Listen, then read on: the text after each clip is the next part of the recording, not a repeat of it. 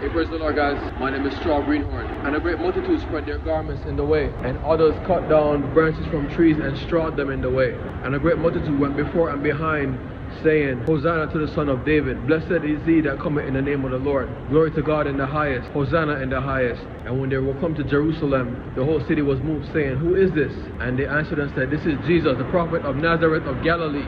Then entered Jesus into the temple of God, and cast out those that bought and sold in the temple, and overturned the table of the money changers, and the seat of them that sold doves, and said, Behold, it is written, My house shall be called a house of prayer, but ye have made it a den of thieves. Okay, so here is Jesus.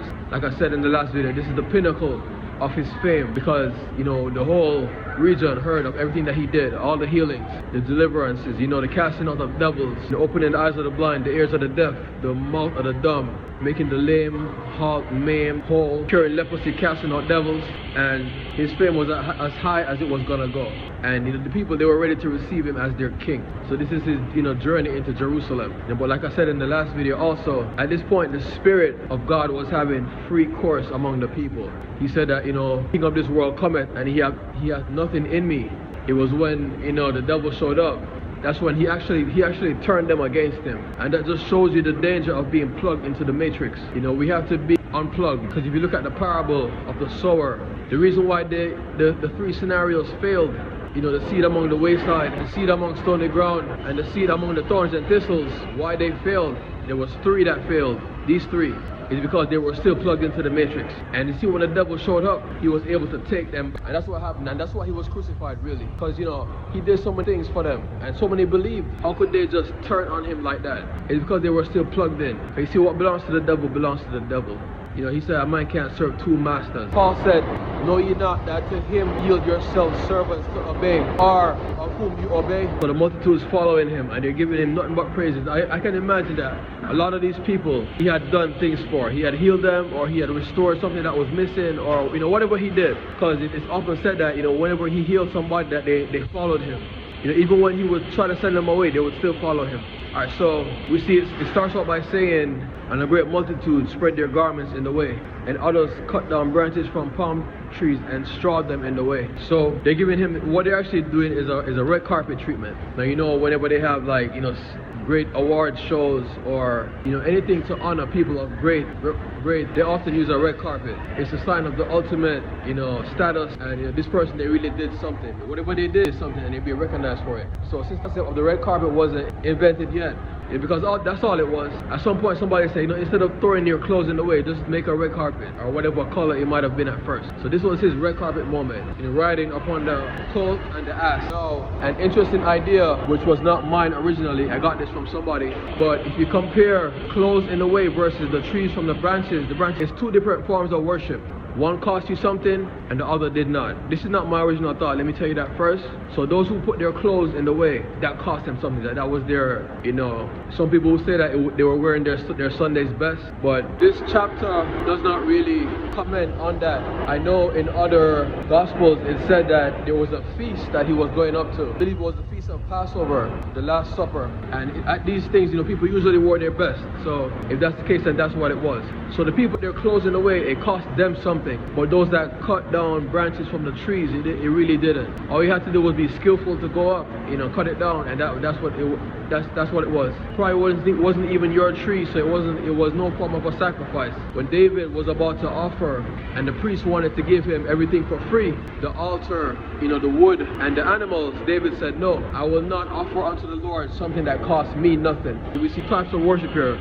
Those that give something that costs them something, and those that give something but it didn't cost them anything. So then it goes on to say, the multitude went behind and before him, saying, Hosanna to the Son of David. Blessed is he that cometh in the name of the Lord. Hosanna to the Most High.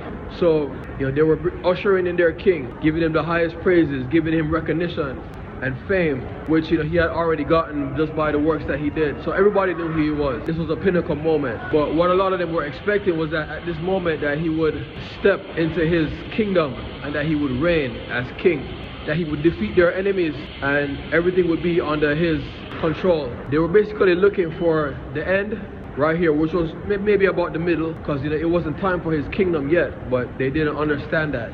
And as much as the disciples were walking with him and he explained all this to them, they still missed the point when it came around. So, I don't think anybody can hold it against them, because even those that were closest to him, even they still missed the point when they were told. So it says that, when they came into Jerusalem, the whole city was moved, saying, "Who is this?"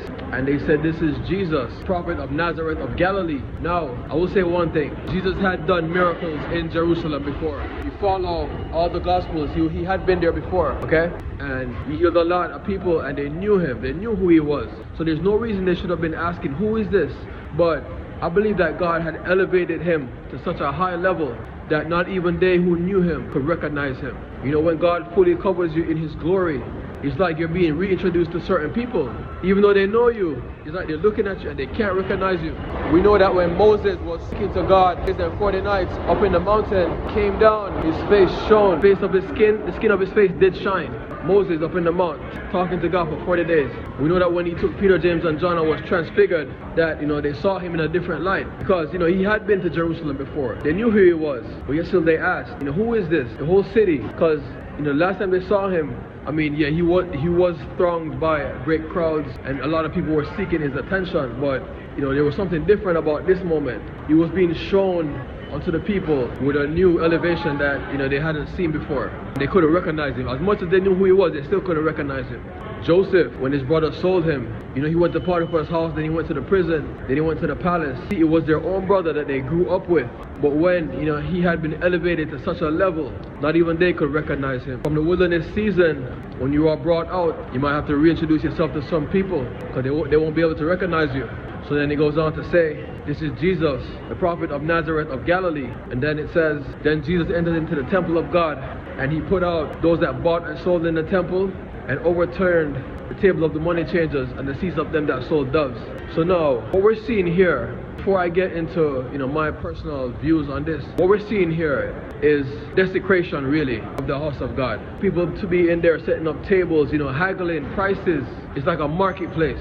You expect the temple, we're not preaching religion, right? We're not preaching religion here. But you do expect the temple to be of a certain aura, to have a certain energy, to have a certain, appearance and expectation. You expect the temple to be a certain way.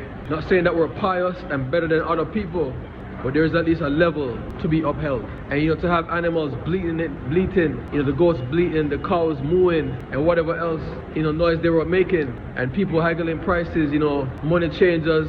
So we have people with the animals, we have money changers, we have those that sold doves. So what we're seeing here is like an open market, like a bazaar. We know that when they had certain, great feasts and offerings, that people that live far away, they couldn't come with their animals.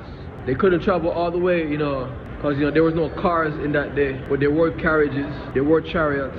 To be honest, I don't know if there were carriages. I just said that, but I'm suspecting that there might. Hopefully there was, but let me not say that and pass it on as fact when it's really an opinion. So these people, they were coming from a far away, and they couldn't walk with these animals, because that would take so much more time, and it would be so much more difficult. So what they did is that they brought money, and then they bought animals there, and then they brought them as offering. They were still under the sacrificial law of the blood of bulls, goats, bullocks, rams, sheep, you name it, turtle doves, all these things. Alright, so then it goes on to say, for it is written, "My house shall be called a house of prayer, but ye have made it a den of thieves." So the question is to be asked, why did he say you made a den of thieves? The Bible doesn't comment, and I hate to say things that's not written, because a lot of it is speculation, even though a lot of it is common sense. And God does give revelations to people, and they pass it on, and some of these revelations become common knowledge. But I hate to argue something that I don't know where it came from, and it would make sense, but when you like dig a little deeper, you'll hear that because of how they were conducting business. They were overcharging for animals, and some people say that they were even selling like diseased animals that were sickly. Whenever God asked for an offering, he said without blemish. It was always given, whatever you shall bring, without blemish. Now, none of the Gospels comment on this particular reason why he said a den of thieves, but if you think about it, there's no other reason. But I just hate to pass on something that it's not written, and I don't know where it comes from. But yes, it's such widely, preached, and it makes sense because if you think about it, it's the only reason that you can come up with why he would say that. Then uptease me that is that they're being dishonest in some way. And if you think about it, they're selling animals, and there's the money changers and the doves. If you were to put your mind to it, you could even reason that, well, when they gave these animals, did they see them get sacrificed? What if they just dropped it off, and then they took these same animals and brought them back and sold them to other people? I mean, it's not written, so all we can do is go with our reasoning, because I've seen these scholars get so many things wrong, when God is dealing with me about certain things. I've seen them get, so that's why I'm saying, it's a good practice that you see whatever you hear, if it's not written, learn to separate what's written versus speculation, because all of this is really speculation, because maybe it was just the fact that they were selling and haggling and they had the animals in there. Maybe that's the only reason why he called it a den of thieves. We don't know, right? My name is Straw Greenhorn.